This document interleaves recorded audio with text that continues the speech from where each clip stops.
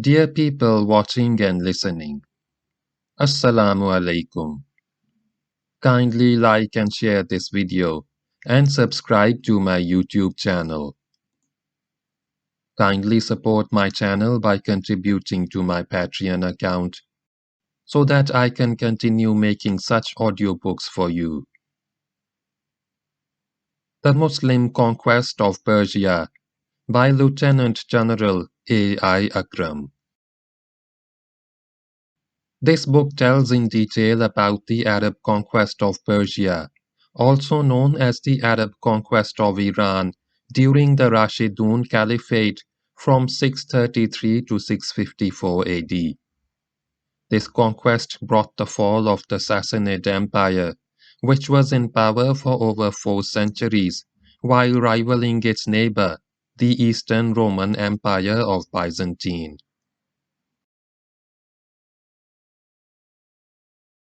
Start of Chapter 10. The Day of Hardship. There was little sleep during what remained of the night. Exhausted men collapsed in their tents. Persians and Muslims were so emotionally charged that to stay awake and talk of the bloody events of the past 2 days seemed the natural thing to do. Many slept, many spent their time of rest in the recitation of prayers.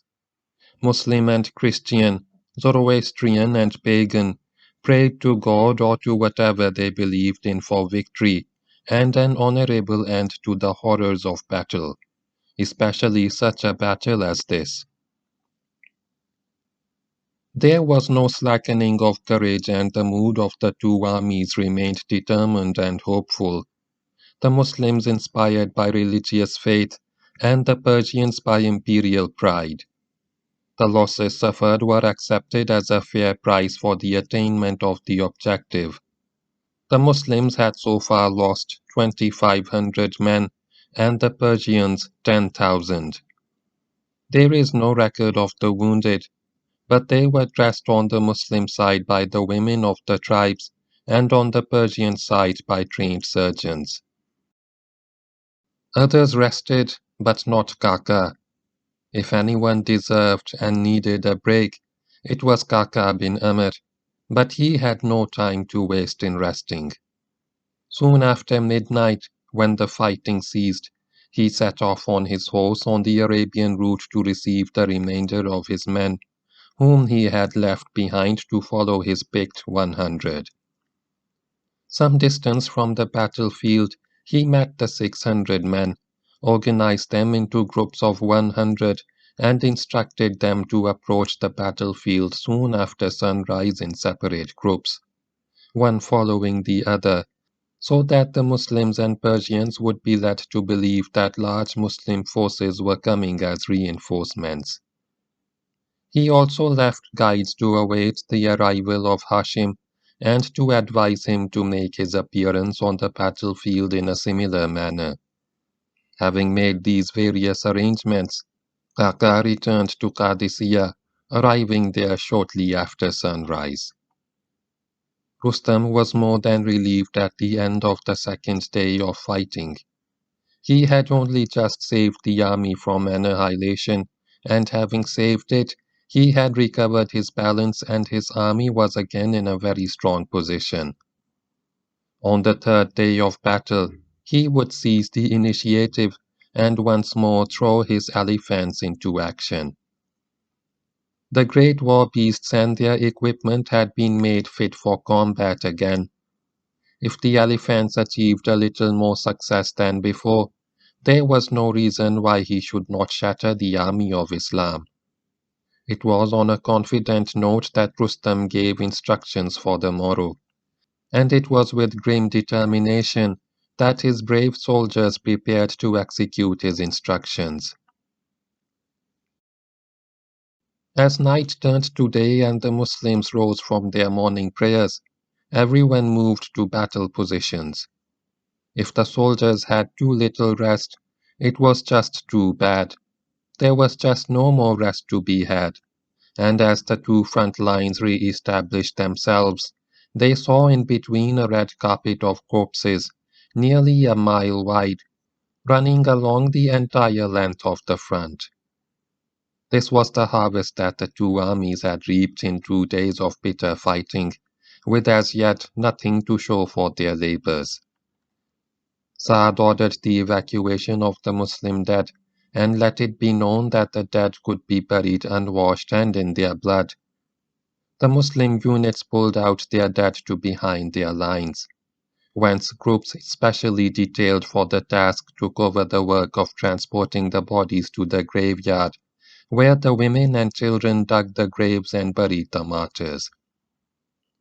One cannot but admire the courage and fortitude of the women and children, who themselves bereaved, dug the graves and buried their own dear departed, their fathers, their husbands, their sons. There was no time for formalities and condolences and expressions of grief.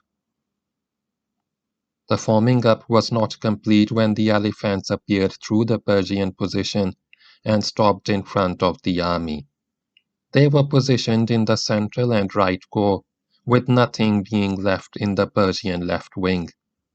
On these animals rested the hopes of the Persians, and to ensure that the Muslims did not get at them, several rings of infantry were thrown around the elephants, while their groups of cavalry were positioned a little in advance to protect the infantry.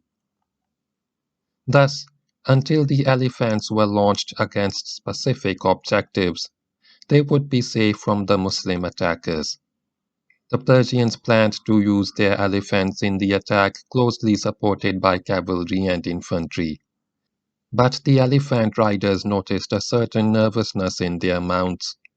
The elephants stayed calm and steady when accompanied by men, but if left alone, turned restive and ungovernable.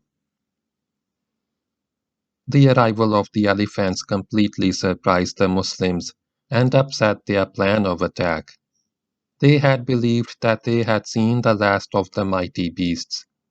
Saad had intended to once again let his super camels loose against the Persian horse and give the Persians more of the same medicine. But the position of the elephants made this impossible. No camel, however fierce looking, would advance against an elephant, and that plan would just have to be postponed or entirely shelved. The elephants, surrounded by infantry and preceded by cavalry, were invulnerable and could only be dealt with if they advanced and, in the heat of battle, offered openings. Thus the Muslims were forced to remain on the defensive, and this suited Rustam perfectly. The Persian attack began at mid-morning. Their first action was a storm of arrows let loose against the Muslims, which caused quite a bit of distress in the ranks of the believers. The fire was extremely accurate, and to escape the salvos, several groups of Muslims shifted position, and their ranks were split. The Muslim marchers this morning did not prove very effective. After this had gone on for some time, the leading ranks of the Persian army were set in motion. The elephants moved forward slowly, surrounded by infantry and protected by cavalry on the flanks, and as they got near the first Muslim line, which was composed of cavalry, the attacking infantry moved aside and let the elephants advance upon the Muslims. The effect on the Arab horse was again frightening, and many of them broke out of control and panicked. Most riders, however, were able to control their mounts and either pulled back a short distance or moved aside to avoid the elephants. The result was a great deal of confused fighting along the whole front, with the elephants charging the Muslim horse and foot, while their own cavalry and infantry were protecting their flanks. The elephants were trained to kill by goring or trampling their victims or picking them up in their trunks and dashing them to the ground, and to this painful fate many Muslims were subjected. The Persian cavalry and infantry also attacked alongside the elephants and pressed hard against the Muslim army, although their success was not as great as that of the elephants. Fighting against their counterparts, the Muslims were able to inflict considerable damage on the Persian horse and foot, whose losses began to mount sharply.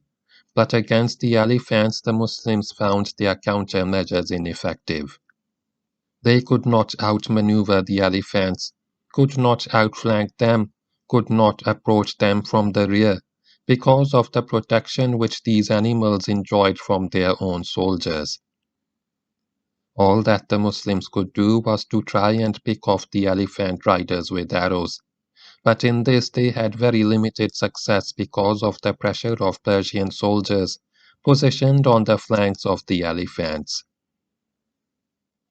In the face of the elephant advance, the Muslims were slowly pressed back, leaving hundreds of dead and wounded on the battlefield.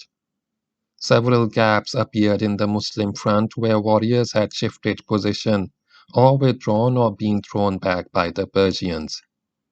The confusion increased and Muslim efforts became disjointed, and it was only the heroic labors of their chiefs and the tenacious courage of the rank and file which kept the Muslim army in battle order. The scales were slowly but surely turning in favor of Persia. Rustam gloated over the success which his troops were gaining. The heavier losses which the Persians suffered were acceptable to him as long as victory was achieved, and victory was clearly in sight. He decided to hasten the process by catching the Muslim commander-in-chief, as the Muslims had tried to get him, and ordered a cavalry detachment to attack through a gap which was apparent in the Muslim center and capture the castle of Uzeb. Whereafter it would either kill Saad or take him alive. This detachment fought its way through what remained of Muslim resistance in the gap, and on arriving at the castle, surrounded it. But the Persians did not get enough time to do any harm to the occupants of the castle. Hardly had they established a ring around the castle when a Muslim cavalry group came to the rescue of their general. Because of their dispersion, the Persians were not in a strong position to fight a proper tactical action, and the Muslim cavalry had no difficulty in driving the Persian horse away and back to the Persian position. After this, no other Persian unit ventured near the castle of Uzeb. Saad felt relieved as the menace of the Persian cavalry was lifted, but there was no relief from the agonizing pressure of the Persian army against the Muslim front, which continued to weaken under the attacks of the Persians, particularly of the elephants. It was only a matter of time. A little more of this, and the Muslim front would collapse, and the probable effect of this defeat on the cause of Islam was too horrible to imagine. The main problem was the elephants, especially the two great tuskers mentioned earlier, a scabby one and a white one, which stood in the Persian center and right center respectively, and did the most damage. These animals were bigger and stronger than the rest, more warlike and better trained. They also acted as the leaders of the elephants, and on their performance depended the behavior of others of their kind. Most of the Muslims were terrified of these two, as though they were supernatural. Something would have to be done about the elephants, and if just these two huge monsters could be killed or driven away, the others would become less effective. Saad sent for some Persian officers who had joined him during the preceding months, had accepted Islam, and were now serving in his army. He asked them what one did about elephants, and they told him that the most vulnerable parts of the elephants were the eyes and the trunk. If the elephant were blinded and his trunk severed, he would be helpless. Saad next sent for two pairs of officers. The first to arrive in his presence were Kaka and Asim. "Save us from the white elephant," said the general. No further instructions or elaboration were necessary, and the brothers walked away. The next to arrive were Hamal bin Malik and Ribil bin Amr of the Bani Asad, savers from the scabby elephant. These two also departed to carry out their mission. The four officers knew that on them depended the course of battle, and that there was no time to lose. It was now midday, and the pressure of the Persian attack was at its peak. All of Kaka's men from his Syrian contingent had arrived, coming in groups of 100, and a little later, Hashim bin Utbah bin Abi Waqas also joined the Muslim army with the remainder of his men, 300, who moved immediately into the Muslim right wing, as it was the closest to their route of arrival. The actual strength of reinforcements from Syria did not amount to much, only 1,000, but the psychological effect of their arrival was immense, especially because of the presence in this contingent of stalwarts like Kaka and Hashim, and an ex-apostate chief named Qas bin Hubayra bin Abd Yaguz of the Yemen. The first to go into action were Kaka and Asim. Taking a strong group of riders and foot soldiers from the Bani Tamim, they moved forward towards the white elephant. Kaka gave his plan in a few words before the men went in. They would surround the entire group around the white elephant. They would shout and shoot arrows at the elephant riders. They would close in on the Persian group with the sword from the flanks and rear.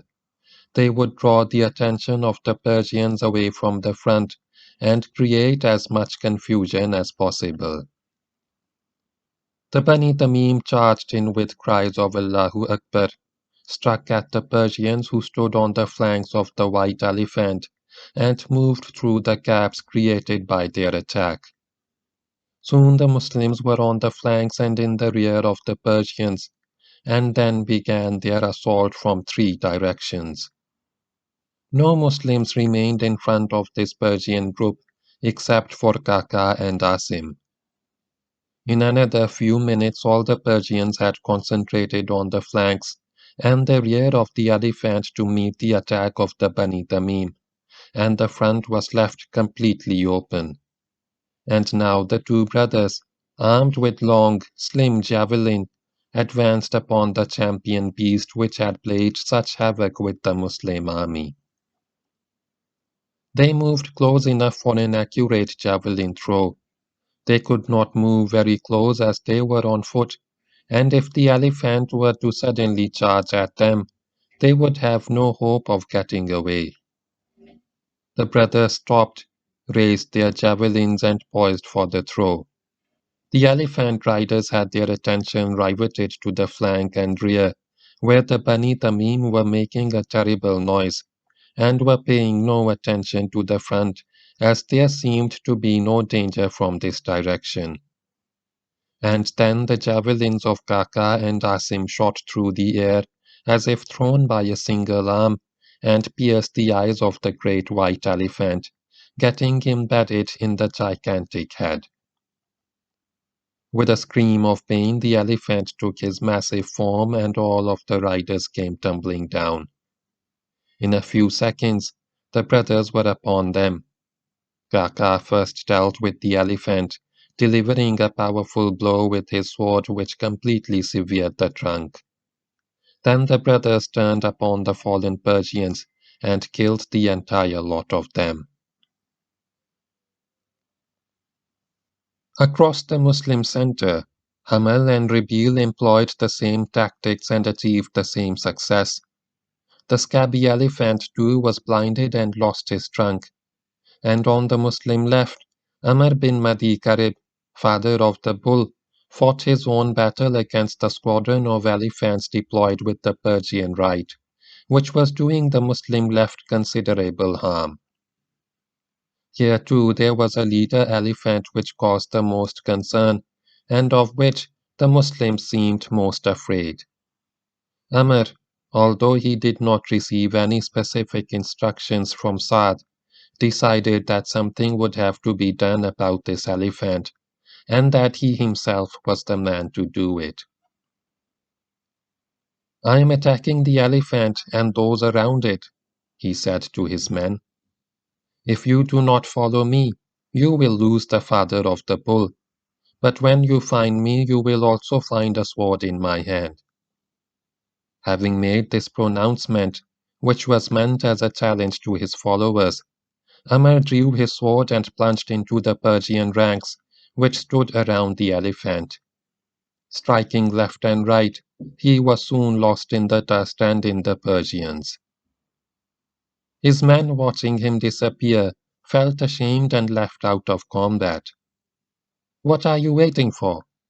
said one to his comrades. "If you lose him, you lose the champion of the Muslims." The very next moment they attacked and drove into the Persian ranks, which enveloped their chief. After some fierce close-quarter fighting, they got to him and saw him lying on the ground, wounded, with several dead Persians sprawled around him. One sat astride his chest and was about to deliver the final blow when the Muslims arrived, just in time to drive him away. Amr had not yet reached the elephant, but was still conscious and held his sword firmly in his hand.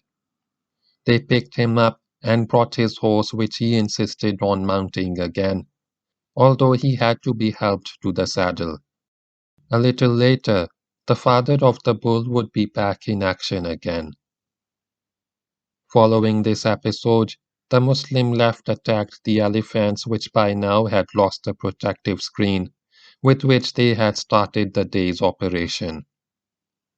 The manner and tactics of the Muslim attack in this sector are not known, but they succeeded in blinding and cutting off the trunks of several elephants, which brought the advance of the Persian right to a halt.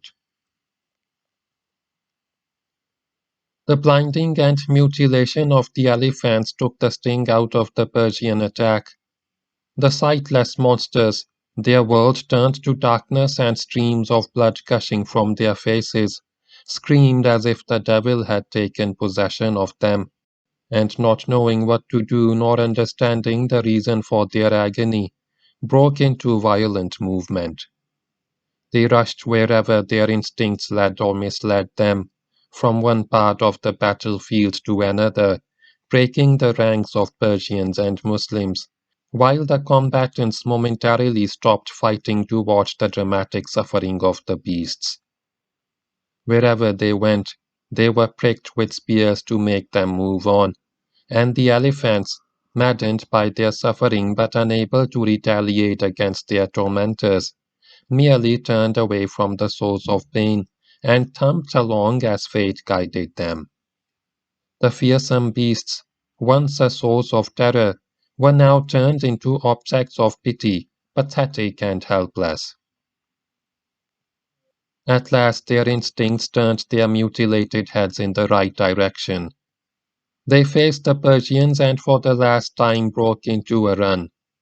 They bulldozed their way through the Persian ranks, leaving wide trails behind them, and made for the river, followed by the other elephants.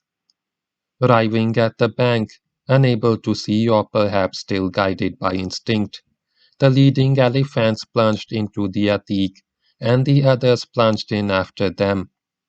How many of them reached the opposite bank is not known, but no elephant remained on the west bank. Quite a few Persian soldiers, whose number is not known but was probably not large, joined the retreat of the elephants and jumped into the river, swimming to safety on the east bank. The bulk of the Persian army, however, remained on the battlefield and saw with sorrow the flight of its most powerful weapon of war, which also signified the departure of their best hopes. The pillar on which their hopes of victory rested had collapsed. The effect of a shattering blow differs with the people upon whom it falls. Under its impact, the courage of the weak vanishes and leaves them bereft of will and movement. But the courage of the brave hardens and is purified, and they gained the added stimulus of desperation. The Persian soldier took the loss of the elephants with stoic resolve and turned to meet his adversary, determined to fight on and to fight the Muslim army to a draw if not to victory. The Persian army speedily reformed its ranks and once again presented a solid front to the Muslims, who would soon learn that while the elephants were an aid to Persian victory, their absence did not mean a Persian defeat. Saad saw in the flight of the elephants signs which any good general would see, signs of victory.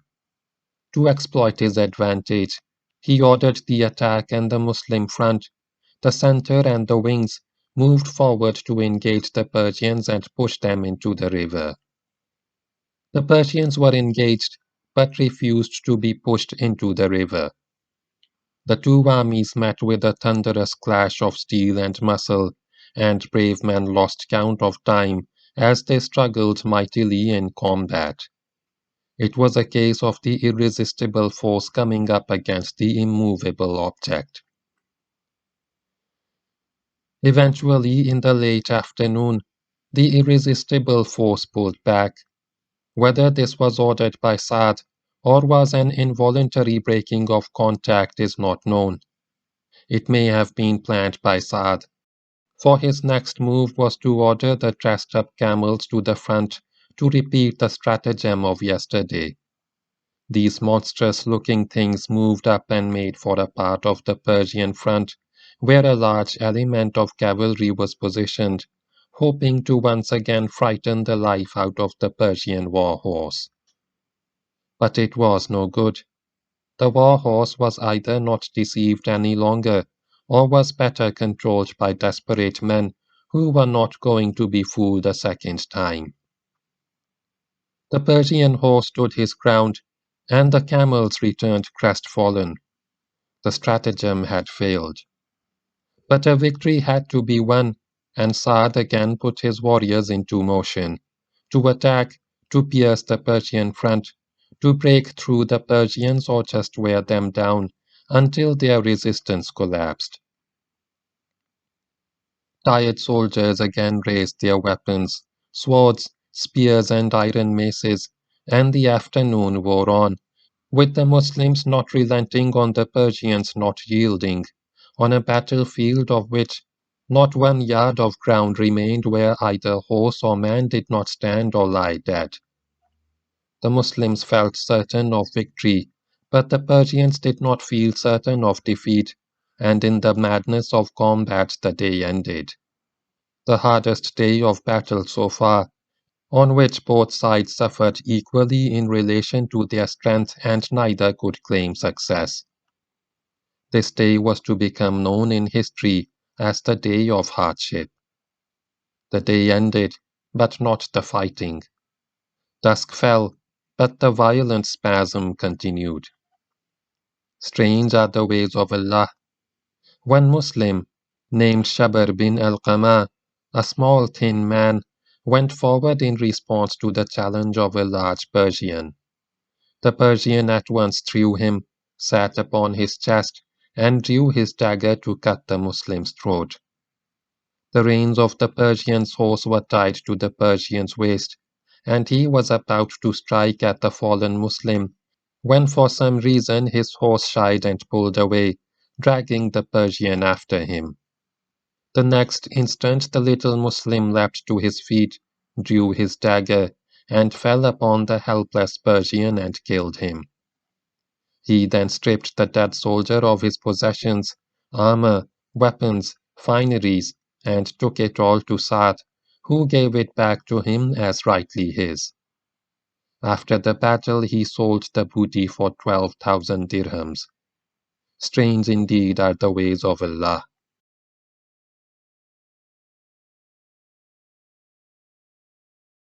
End of chapter 10.